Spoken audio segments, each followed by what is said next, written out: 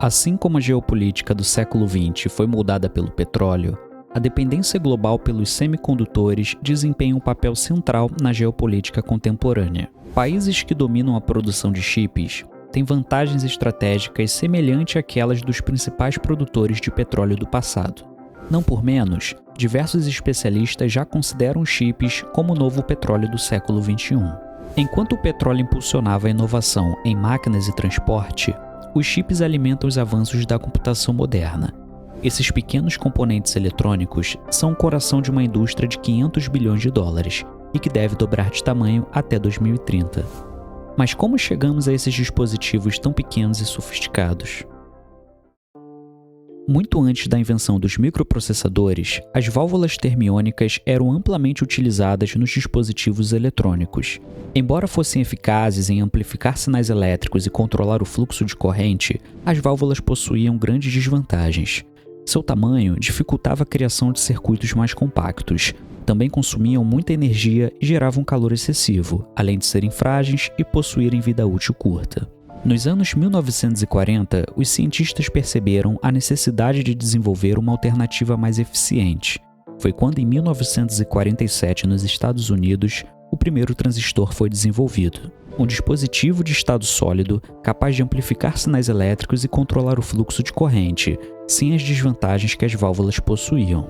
Essas melhorias fizeram com que os transistores se tornassem a base para o desenvolvimento da eletrônica moderna, tornando-se essenciais em praticamente todos os dispositivos eletrônicos, desde rádios, televisores até computadores e os recentes smartphones.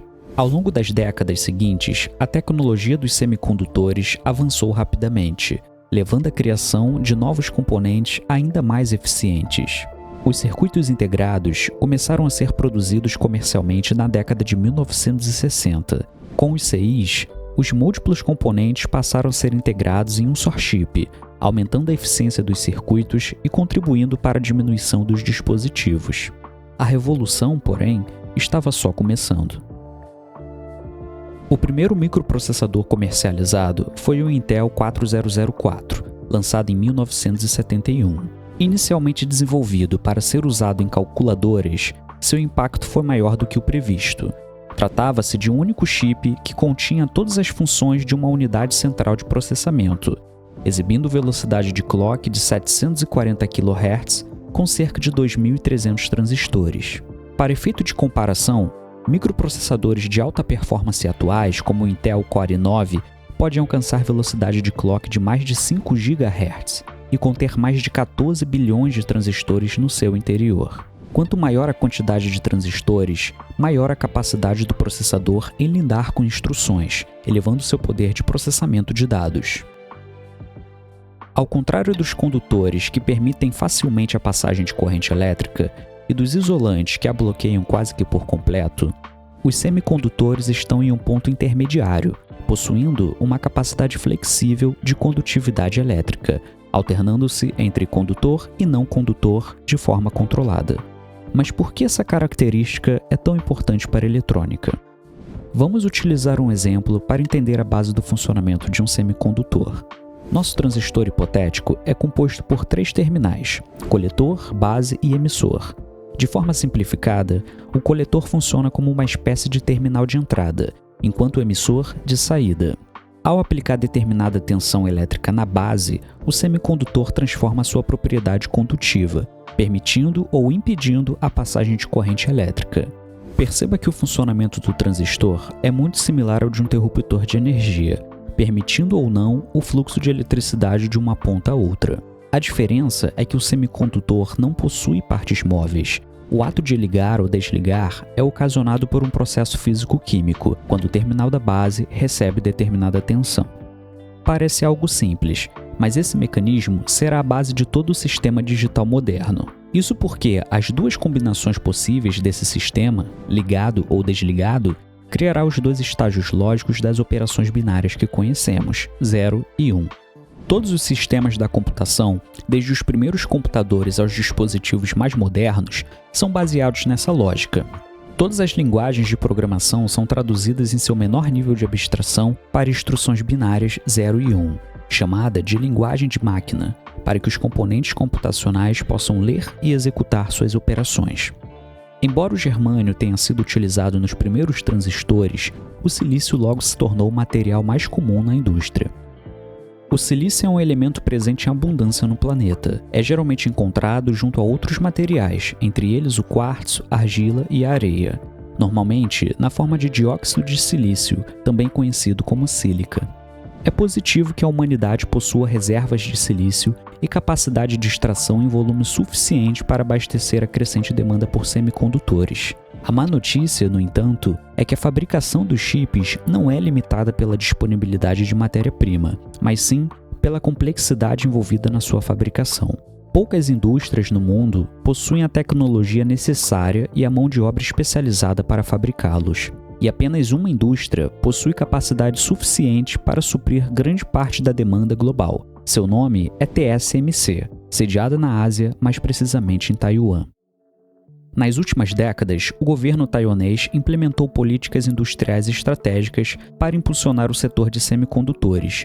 Investimentos significativos também foram feitos em educação e pesquisa, com o objetivo de garantir uma mão de obra altamente qualificada e especializada. A fundação da TSMC em 1987 foi um marco crucial. Atualmente, a empresa é a maior fundição independente de semicondutores de todo o mundo, especializada na fabricação de chips para outras empresas. Sua abordagem fabless permitiu que muitas empresas ao redor do mundo terceirizassem a sua produção de chips, impulsionando assim a indústria de Taiwan. Além disso, a localização geográfica de Taiwan tem sido vantajosa para o comércio e a distribuição dos produtos em escala global. Segundo Chris Miller, autor de Chip War, atualmente cerca de 90% dos processadores avançados do mundo só podem ser produzidos pela TSMC. Mas como o mercado multibilionário e estratégico se tornou tão concentrado e dependente de uma única indústria? As grandes indústrias buscam ativamente estratégias para aumentar a eficiência a fim de reduzir seus custos financeiros. Isso implica em uma cadeia produtiva complexa e espalhada em diversas partes do mundo. Um chip desenvolvido na Califórnia pode ser produzido em Taiwan, com silício extraído de reservas brasileiras, para então ser instalado em um celular numa fábrica das Filipinas e finalmente ser comercializado numa loja na Espanha. Essa dinâmica é resultado da divisão internacional do trabalho, onde determinadas regiões e indústrias concentram seus esforços naquelas atividades que possuem vantagens comparativas. Nesse contexto, a TSMC adotou a estratégia de não projetar especificamente os chips, mas sim atender a produção de empresas como Apple, Nvidia, Qualcomm, entre outras, que passaram a se dedicar ao desenvolvimento enquanto terceirizam a sua produção para fundições independentes. Entretanto, crescentes preocupações com a segurança nacional e possíveis crises de abastecimento reacenderam os riscos dessa dependência. Cerca de 6 milhões de veículos foram retirados do plano de produção em 2021, devido à falta de chip, segundo o Financial Times. Em resposta à redução das vendas durante a pandemia, as montadoras de veículos cortaram imediatamente a sua produção, cancelando ou reduzindo significativamente os pedidos de chips. Com o vácuo de pedidos, as fabricantes de chips logo direcionaram as suas vendas para empresas de computação e eletrônicos, que viram as suas vendas crescerem durante o período de isolamento e home office. No entanto, a demanda por veículos retornou mais cedo que o esperado, fazendo com que a oferta de chips não fosse suficiente para atender a toda a indústria. A escassez paralisou a produção de milhões de veículos ao redor do mundo, podendo ter gerado um prejuízo de mais de 110 bilhões de dólares à indústria. O fenômeno evidenciou a vulnerabilidade da economia global a eventuais interrupções na cadeia de abastecimento, acendendo o sinal de alerta das grandes potências e acelerando o fortalecimento da capacidade doméstica de produção. Atualmente, os Estados Unidos dependem significativamente da importação de semicondutores, especialmente de países como Taiwan e Coreia do Sul. Essa dependência expõe os Estados Unidos a vulnerabilidades em termos de segurança nacional e abastecimento em tempos de crises. Uma escalada na delicada relação entre China e Taiwan, que culminasse em um bloqueio à ilha asiática, poderia afetar gravemente o abastecimento das empresas americanas, provocando choques severos nos mercados de consumo e financeiro. Em resposta a essas preocupações, os Estados Unidos têm implementado iniciativas para fortalecer a produção doméstica. A administração Biden assinou recentemente a Lei CHIPS, um conjunto de medidas que combina investimentos e incentivos fiscais ao custo de 52,7 bilhões de dólares, para promover assim a fabricação nacional de chips. O programa também concede crédito fiscal de 25% sobre qualquer fábrica construída ou melhorada com o objetivo de impulsionar a produção de semicondutores no país.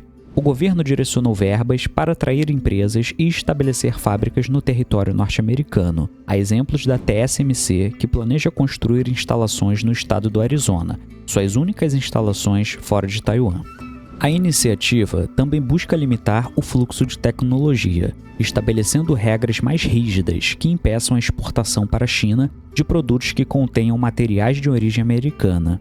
Isso tem por objetivo limitar a capacidade de Pequim em acessar tecnologias vitais e retardar o avanço do programa industrial e militar chinês. Além do investimento em infraestrutura física, a oferta de profissionais qualificados é fundamental para a operação dessas fábricas. No entanto, os Estados Unidos não possuem mão de obra especializada suficiente para suprir essa necessidade, o que pode forçar o governo americano a desenvolver programas de imigração dedicados a suprir essas áreas em carência. Os Estados Unidos também querem proibir ou limitar cidadãos americanos de apoiar o desenvolvimento de chips em fábricas chinesas. Isso é relevante, pois a China, além de depender da importação de hardware, também importa talento altamente qualificado para desenvolver e operar essas tecnologias. A dependência externa de semicondutores tem sido reconhecida como um desafio para a soberania tecnológica e a segurança nacional da China. Segundo Chris Miller, a China gasta hoje mais recursos importando microchips do que petróleo. Além disso, a escassez global de chips, a rivalidade com os Estados Unidos e as preocupações com a segurança contribuíram para a China renovar seu foco em desenvolver uma indústria de semicondutores mais robusta.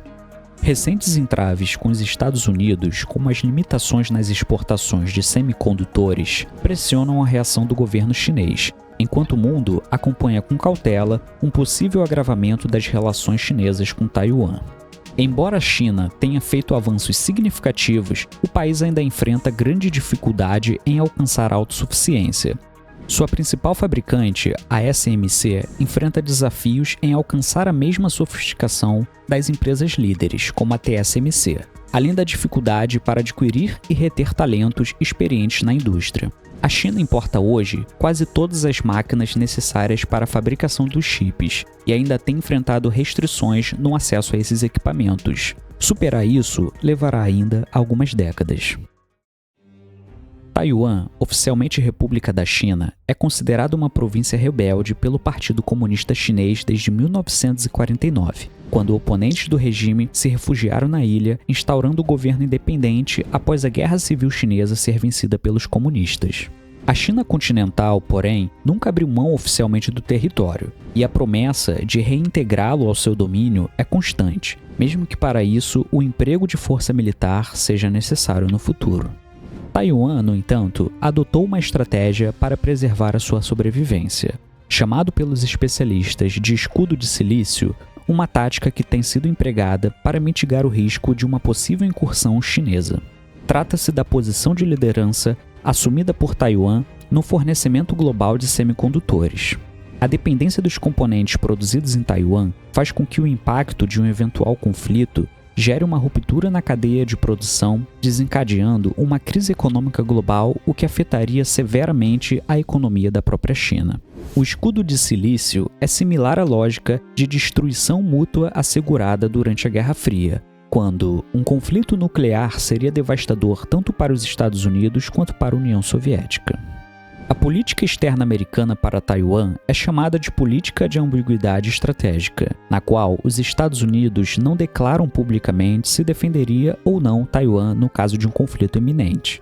No entanto, as ações americanas ao longo das últimas décadas demonstram qual deve ser o posicionamento de Washington no caso de um conflito. Além disso, uma possível tomada de Taiwan pelas forças chinesas representaria o domínio por parte do governo chinês das fábricas de chips mais avançadas do mundo, além da tomada dos sistemas de defesa e armamentos que os Estados Unidos forneceram a Taipei ao longo dos últimos anos. É difícil imaginar, portanto, que não haveria uma reação contundente por parte dos Estados Unidos para preservar a soberania de Taiwan longe do domínio chinês. O mercado dos semicondutores enfrenta um futuro dinâmico, com grandes desafios e oportunidades. A demanda por chips deve continuar a crescer, impulsionada por avanços em tecnologias emergentes, como 5G, inteligência artificial, veículos autônomos, computação na nuvem, entre outros. A dependência global dos semicondutores levanta questões geopolíticas cruciais, e a batalha pela autossuficiência espelha os esforços do passado para garantir o acesso ao petróleo como uma contínua fonte de energia. No entanto, vale ressaltar que a plena autossuficiência em toda a cadeia produtiva tecnológica é praticamente impossível de ser alcançada. O custo para tal façanha inviabiliza qualquer iniciativa do tipo. O que as potências buscam, na verdade, é a diminuição da dependência externa, equilibrando a importação com o aumento da capacidade doméstica de fabricação, reduzindo assim o risco logístico de desabastecimento em momentos de crise. Se você se interessa por conteúdos como esse, deixe nos comentários sugestão para os próximos vídeos. Não esqueça de se inscrever no canal, deixar seu like e ativar o sininho para ser notificado sobre os próximos vídeos. Até o próximo Day Off.